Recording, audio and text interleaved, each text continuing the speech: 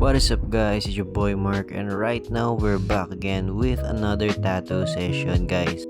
So ngayon nga nagpatattoo sa atin si nanay kasi ito yung Christmas gift ko sa kanila at alam nyo ba guys, siya pa nga mismo ang may gawa nitong design na to kasi ang nanay ko po guys is also a graphic artist.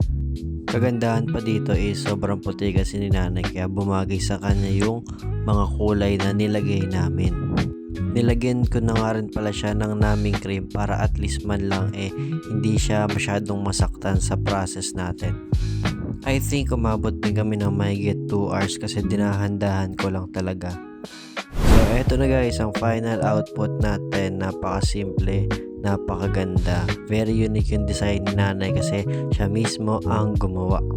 That's all for today guys, thank you for watching and see you next time.